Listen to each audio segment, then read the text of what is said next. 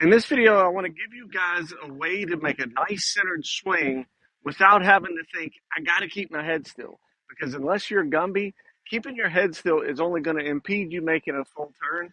And in that light, it's not going to help you get back to the ball. Okay? So when I'm saying move your head, I don't want it moving vertically. It's not moving up and down. It can move a little bit laterally. I'm talking about a half a head width from nose to ear as you turn back. And then when you get back to impact, you want to be back at the ball.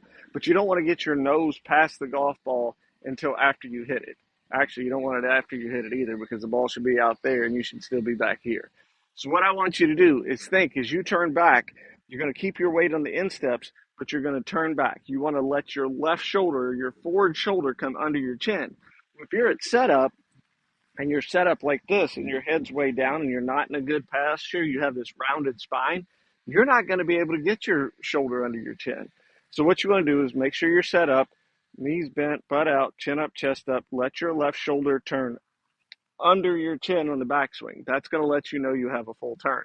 When you turn back through, you want to be on the instep of your foot. You really want to drive with the lower body and everything else comes through. But if you get here and you get out in front of the golf ball, you're not going to be able to use your body to square the club face. What we want to be doing is letting your body rotation square the face and not rolling your hands through impact because that's going to make you way more consistent. So, as you swing back through, your weight shifting to your forward foot, and more specifically the heel of your front foot. Your head doesn't come through until your right shoulder passes under your chin, and that's going to bring everything up. We want to get out of swaying back and swaying through. We don't want to keep your head still. Again, it's left shoulder under the chin on the way back, right shoulder under on the way through, and that's what brings you through. So it's going to look like this. Let's take a closer look at what I'm talking about keeping the weight on the insteps and the amount of head movement we want to see. So what I did here is I drew a line down either side of my trail leg, and then I put a line down the middle of my nose. If the trail leg gets outside of that line or to the back side over here of those lines, you can tell your weight's getting to the outside of the foot. When that happens, it makes it much tougher for you to turn back through. And as I stated in the video, you want to move from your left ear to your nose or vice versa. So it's a half a head width move. When you move back in, you want the downswing starting from the ground up. The right leg starts to drive through toward the target. You can see it moves through. That's getting all my weight to the heel of the front foot.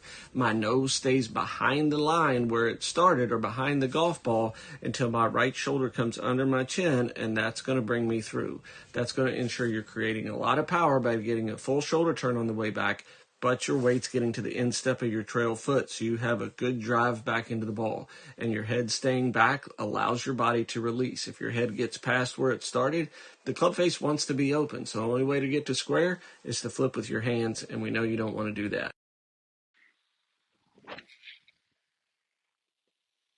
Hope that educates your game. I'll talk to you soon.